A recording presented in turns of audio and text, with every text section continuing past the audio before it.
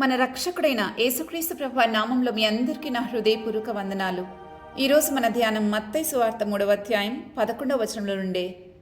నిన్నటి ధ్యానంలో మనం నీటి బాప్తిసం గురించి తెలుసుకున్నాం కదా. ఈరోజు పరిశుద్ధాత్మ బాప్తిసం గురించి తెలుసుకుందాం. పరిశుద్ధాత్మ బాప్తిసం గురించి నలుగురు సువార్తికులు మత్తయి, మార్కు, లూకా, యోహాను వీరు నలుగురు రాశారు. దానిని బట్టి ఇది చాలా ప్రాముఖ్యమైన అంశమని అర్థమవుతుంది. ఈ బాప్తిస్మం అర్థం చేసుకోవాలంటే పరిశుద్ధాత్మని యొక్క పరిచర్యలు ఎన్ని విధానాల్లో ఉంటాయో తెలుసుకోవాలి. దాని గురించి కొంత ఆలోచన చేద్దాం. దానికి ముందుగా ఒక విషయం గ్రహించాలి.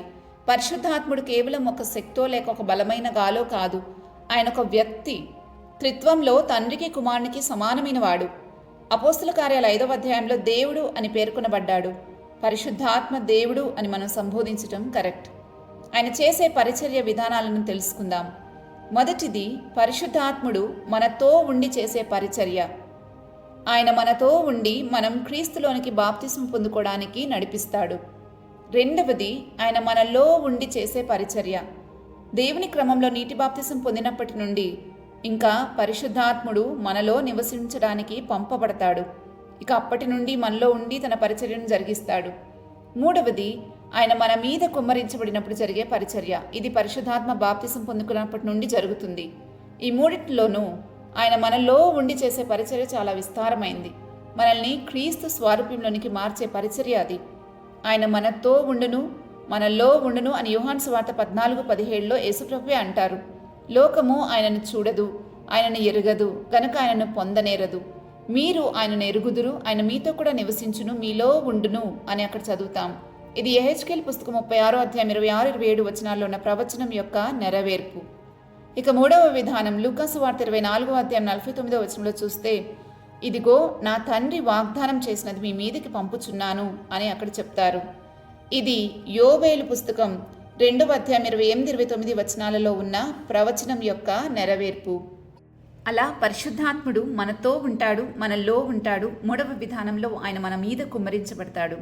బైబిల్లో పరిశుద్ధాత్మని గురించి రాయబడిన వాక్యాలన్నీ ఈ 3 విధానాల క్రిందకే వస్తాయని మనం కొంచెం జాగ్రత్తగా పరిశీలిస్తే అర్థమవుతుంది. నీటి బాప్తిసం పొందుకోకముందు పరిశుద్ధాత్ముడు మనతో ఉండి మనల్ని ఒప్పించి క్రీస్తులోనికి బాప్తిసం పొందేలాగా సహాయం చేస్తారు. ఎప్పుడైతే మారుమనసు పొందుకుని నీటి బాప్తిసం పొందుకుంటామో అప్పటి నుండి మనలో నివసించడానికి పంపబడతారు. ఇంకా మనలోనే ఉండి మనల్ని క్రీస్తు స్వరూపంలోనికి మార్చి క్రీస్తు రెండవ రాకడ కొరకు మనల్ని సిద్ధపరుస్తారు. అంతేకాదు, మనలో ఉండి ఆయన చాలా పరిచర్యలు చేస్తారు. అయితే నాకు విశేషంగా అనిపించిన 2 విషయాలు మీతో పంచుకుంటాను.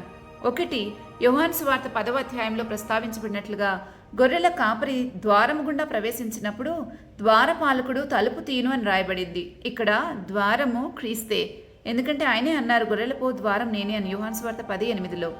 తర్వాత గొర్రెల కాపరి కూడా మన ప్రభువే, యోహాను సువార్త 10:11లో రాయబడి ఉంటుంది.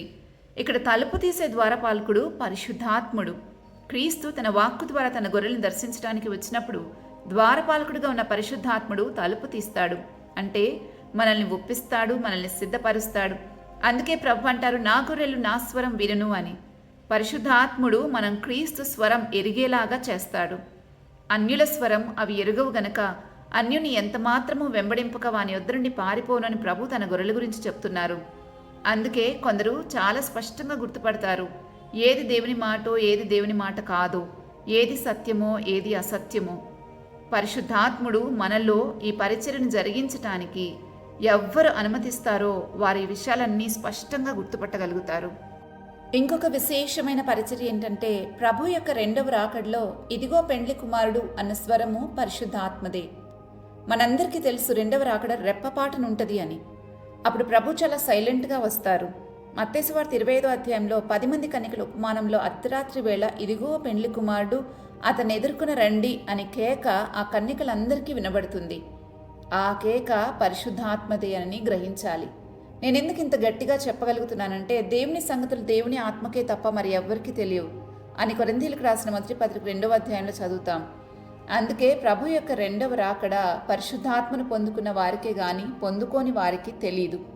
అది పరిశుద్ధాత్మకు తెలుసు గనక పరిశుద్ధాత్ముడు మనకు బయలుపరుస్తాడు. మనలో ఉన్న పరిశుద్ధాత్మని కేక ఎవరైతే వినగలరో వారే ఎత్తబడతారు. పరిశుద్ధాత్ముడు మనల్ని ప్రభువుకి అప్పగిస్తారు. అందుకే ఆయన స్వరం వినడం నేర్చుకోవాలి. ప్రతిరోజు ఆయన స్వరం వినే అలవాటు ఉంటే ఆ రోజు ఆ స్వరం విని రాకడలో ఎత్తబడతాం. ఆ స్వరం వినే అలవాటు లేకపోతే గుర్తుపట్టలేం. ప్రభు వచ్చి వెళ్ళిపోతారు. ఇలా ఆయన మనలో ఉండి అనేకమైన పరిచర్యలు జరిగిస్తూ ఉంటారు. అయితే ఒక్క విషయం బాగా గమనించాలి. ఆయన మనలో ఉండి మనల్ని దాటి ఏమీ చేయలేడు. మనం ఎంత అనుమతిస్తామో అంత మట్టుకే చేయగలుగుతారు. ఆయనకు లోబడిన వాటిని మాత్రమే ఆయన జరిగిస్తారు. ఎందుకంటే ఆయన బలవంతంగా ఎవరి జీవితంలోనూ ఏమీ చేయడు. ప్రతి వారి చిత్తాన్ని గౌరవించే దేవుడు ఆయన. మూడవ విధానం ఆయన మన మీద కుమ్మరించబడటం. దీనినే నేను పరిశుద్ధాత్మ బాప్తిస్మం అంటున్నాను. ఇక్కడ ఆయన పూర్తిగా మనల్ని తన స్వాధీనంలోనికి తీసుకుంటారు. అలా తీసుకోవాలి అంటే మన అనుమతి ప్రార్థన ద్వారా తెలియచేయాలి. నన్ను నీ స్వాధీనం చేసుకో ప్రభు అని మనం ప్రార్థన చేయాలి. మనం అనుమతించి వేడుకుంటే తప్ప ఈ కార్యం జరగదు. బాప్టిజం అనే పదానికి అర్థాన్ని చూసాం కదా. బాప్టిజం అనే పదం నుంచి వచ్చిందని. దాని అర్థము పూర్తిగా ముంచి లేపడం. కాబట్టి పరిశుద్ధాత్మ బాప్తిజంలో కూడా మనం పూర్తిగా ఆయన శక్తిలో మునిగిపోతాం. మన ప్రభు ఎవరి మీద బలవంతంగా ఏమీ జరిగించడు. ఆయన మన చిత్తాన్ని గౌరవించే దేవుడు. అందుకే మనం పరిశుద్ధాత్మ బాప్తిజం కోసం అడగాలి, వేడుకోవాలి, అవసరమైతే ఉపవాసం ఉండి ప్రార్థన చేయాలి. అపోస్తుల కార్యాలు 1వ అధ్యాయం 4వ వచనంలో ప్రభువే అంటారు, మీరు కొన్ని రోజుల్లో పరిశుద్ధాత్మ బాప్తిజం పొందుతారు అని.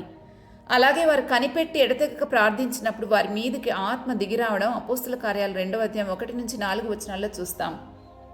ఇది ఒక హిస్టారికల్ ఈవెంట్. పరిశుద్ధాత్ముడు భూమి మీదకి పంపబడటం. కానీ దానికి మించి దాంట్లో ఎన్నో కార్యాలున్నాయి. అది వ్యక్తిగతంగాను సంఘపరంగాను 2 విషయాల్లోనూ మనం దీని గురించి ఆలోచించాలి. ప్రభు చెప్పినట్లు అన్నాడు, వారి శక్తి నుండి భూదిగంతముల వరకు సాక్షులుగా వెళ్ళారు. సంఘ స్థాపన ఆనాడే జరిగింది. కాబట్టి సంఘపరంగాను వ్యక్తిగతంగాను మనం ఈ విషయాన్ని అర్థం చేసుకోవడానికి ప్రయత్నం చేయాలి. యోహాను సువార్త 20వ అధ్యాయం 22వ వచనంలో ప్రభువు శిష్యుల మీద ఊది పరిశుద్ధాత్మను పొందుడి అని చెప్పిన తర్వాత వారు పరిశుద్ధాత్మను పొందుకున్నా కూడా ఇంకా ప్రభు కోసం ధైర్యం కలిగిన వారు కారు. అందుకే ప్రభు అంటారు, మీరు శక్తి పొందుకుంటారు, ఆయన కోసం కనిపెట్టండి అని. ఇది యోవేలు యొక్క ప్రవచనం నెరవేర్పు. పరిశుద్ధాత్మ వారి మీద కుమ్మరించబడగా వారందరూ ధైర్యంగా వారి ప్రాణాలను సైతం లెక్క చేయకుండా సేవ చేయగలిగారు. ఈ విషయంలో చాలామందికి చాలా ప్రశ్నలు తలెత్తుతాయి. అన్నిటికీ ఒకటే సమాధానం ఏంటంటే, రక్షణ భూమి మీద అందరికీ అందుబాటులో ఉంది, కానీ దాన్ని పొందుకున్న వారే రక్షించబడతారు. అలాగే పరిశుద్ధాత్మ బాప్తిసం కూడా. పరిశుద్ధాత్ముడు భూమి మీదకి పంపబడ్డాడు. బాప్తిసం పొందుకున్న వారందరికీ వరంగా ఉచితంగానే ఇవ్వబడ్డాడు. కానీ ఎవరైతే పరిశుద్ధాత్మ బాప్తిసం కోసం వేడుకుంటారో వారు మాత్రమే పరిశుద్ధాత్మ బాప్తిసాన్ని పొందుకోగలరు. పొందుకున్నామని సూచనగా కొందరు భాషలు మాట్లాడతారు, కొందరు ప్రవచిస్తారు. ఏదైనా ఒక మనిషి శక్తికి మించిన కార్యం పరిశుద్ధాత్మ బాప్తిసం పొందుకున్న వారిలో సూచనగా జరుగుతుంది. అది భాషలనే కాదు, ప్రవచనమనే కాదు. ఏదైనా తమ శక్తికి స్థాయికి మించిన కార్యాన్ని జరిగించి పరిశుద్ధాత్మ బాప్తిసం యొక్క నిర్ధారణ జరుగుతుంది. పరిశుద్ధాత్మ నీటి బాప్తిసం ద్వారా మనలోకి పంపబడినప్పుడు ఆయన మన స్వాధీనంలో ఉంటారు. మనం ఎందులో అనుమతించి ఆయన సహాయం కొరకు దేవుణ్ణి అడిగితే, ఎంత సహాయం అడిగితే అంత సహాయమే చేస్తారు. కానీ పరిశుద్ధాత్మ బాప్తిసం పొందుకున్న తరువాత ఆయన మన మీద కుమ్మరించబడినప్పుడు మనల్ని తన స్వాధీనంలోనికి తీసుకొని మన శక్తికి మించిన దేవుని కార్యాలు జరిగిస్తారు. మనలోకి పంపబడిన ఆత్మ మనల్ని క్రీస్తు వలె నడుచుకోవడానికి సహాయం చేస్తే, మన మీద కుమ్మరించబడిన ఆత్మ క్రీస్తుకు సాక్షులుగా చేసి సంఘము కొరకు లోకం కొరకు మనల్ని నడిపిస్తాడు. దేవుని కొరకు సేవ చేయడానికి శక్తినిస్తారు. ఎవరైనా దేవుని కొరకు ప్రాణాలకు తెగించారు అని అంటే అది పరిశుద్ధాత్మ శక్తి ద్వారానే. వీటన్నిటిలో పరిశుద్ధాత్మని ఇంత హైలైట్ చేస్తున్నాము, కానీ ఒక్కటి గుర్తుపెట్టుకోవాలి, భూమి మీద పరిశుద్ధాత్మ యొక్క పని క్రీస్తును మహిమపరచటమే. యోహాను సువార్త 16:14లో రాయబడి ఉంటుంది. అందుకే ఎక్కడ క్రీస్తు మహిమపరచబడతారో అక్కడ పరిశుద్ధాత్ముడు బలంగా పనిచేస్తాడు. మనం ఒకవేళ పరిశుద్ధాత్మను మహిమపరిచినా ఆయన అక్కడ నిలవలేడు. ఎందుకంటే క్రీస్తు నామం మాత్రమే అన్ని నామముల కన్నా హెచ్చింపబడినదని ఫిలిప్పీలకు రాసిన పత్రిక 2వ అధ్యాయం 11వ వచనంలో చూస్తాం. అందుకే పరిశుద్ధాత్మతో కలిసి ఆయన నడిపింపులోనే ప్రార్థన, ఆయన నడిపింపులోనే ఆరాధన చేయాలి. కానీ పరిశుద్ధాత్మకు చేయకూడదు. మనం ఏమడిగినా క్రీస్తు పేరట అడగాలి. పరిశుద్ధాత్మ పరిచర్య ఎరుగని కొందరు పరిశుద్ధాత్మని గణపరుస్తూ ఉంటారు, పరిశుద్ధాత్మను స్తుతిస్తారు, పరిశుద్ధాత్మకి ప్రార్థన చేస్తారు. అలా చేయకూడదు. ఎందుకంటే భూమి మీద ఆయన పని మనల్ని క్రీస్తు వలె మార్చటం, క్రీస్తు రాకడ కొరకు సిద్ధపరచటం, క్రీస్తు మహిమ కొరకు పని చేయించటమే.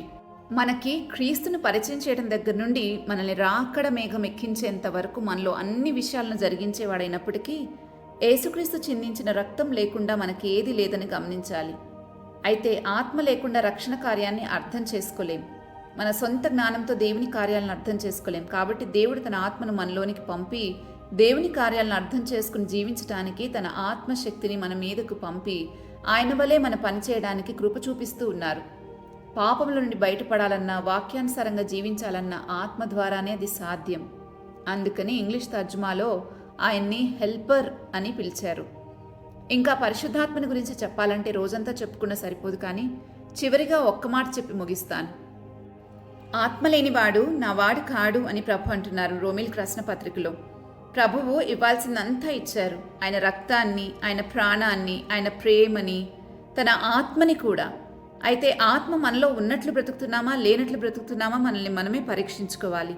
ఉన్నట్లు బ్రతికితే ప్రతి విషయంలోనూ ఒక్క నిమిషం ఆగి ప్రభుకి ప్రార్థిస్తాం. ప్రభువా, ఆత్మ ద్వారా నాకు నీ ఆలోచన ఏంటో చెప్పు అని ప్రతి విషయంలో ఆయన్ని వేడుకుంటాం. ఆయన కల్పించుకోవడాన్ని కోరుకుంటాం. ఇక లేనట్లు బ్రతికేవారైతే అంతా వారి ఇష్టారాజ్యం. వాళ్ళ మనసుకు తోచింది చేస్తారు, వాళ్ళకి తోచింది మాట్లాడతారు. మరి మనం ఏ కేటగిరీకి చెందిన వారమో చూసుకోవాలి. దేవుడు మనలో ఎంతో కార్యం చేస్తున్నారు. గుర్తుపడితే జీవితం ఆనందంగా సాగిపోతుంది. లేకపోతే భక్తి జీవితం చాలా బోరింగ్గా ఉంటుంది, ఎదుగుదల ఉండదు. అందుకే దైవ జ్ఞానాన్ని పొందుకోండి. రోజు రోజుకి నూతనపరచబడండి. చెప్పనసఖ్యమైన సంతోషంలో పాలు పొందండి. ప్రార్థించుకుందామా? మా ప్రియ పరలోకపు తండ్రి, మా దేవా, నీవు మాకు మా జీవితాలకు అనుగ్రహించిన ఎన్నో మేళ్ళలో పరిశుద్ధాత్మను ఇవ్వడం మాకు చాలా గొప్ప మేలు నాయన. పరిశుద్ధాత్మను మాకు వరంగా ఇచ్చినందుకు నీకు స్తోత్రాలు. అయితే ఇంకా పరిశుద్ధాత్మ బాప్తిసం ఎవరైతే పొందలేరో వారందరి నిమిత్తమై ప్రార్థన చేస్తున్నాం. ఎవరైతే ఆశపడుతున్నారో వారి కొరకు వేడుకుంటున్నాం. పరిశుద్ధాత్మ బాప్తిసాన్ని వారికి ఇచ్చి వారు కూడా నీ శక్తిని రుచి చూడగలిగినట్లు సహాయం చేయండి. నీ గొప్ప సాక్షులుగా జీవించటానికి మీరే కృపచూపమని బ్రతిమాలుతున్నాం. తెలియక అడగలేదేమో కానీ ఇప్పుడు తెలుసుకున్నాం గనుక అడుగుతున్నాం. మా కొరకు దాచబడిన ఏ ఆశీర్వాదాన్ని మేము మిస్ అవ్వకుండా మమ్మల్ని కాపాడమని ప్రార్థిస్తూ ఉన్నాం. మాకు సహాయం చేసి నడిపించమని యేసుక్రీస్తు ప్రభువారి నామంలో అడిగి వేడుకుంటున్నాము తండ్రి. ఆమెన్. రేపటి ధ్యానంలో అగ్ని బాప్తిసాన్ని గురించి తెలుసుకుందాం. అంతవరకు దేవుని కృప మనందరికీ తోడయుండి నడిపించును గాక. ఆమెన్.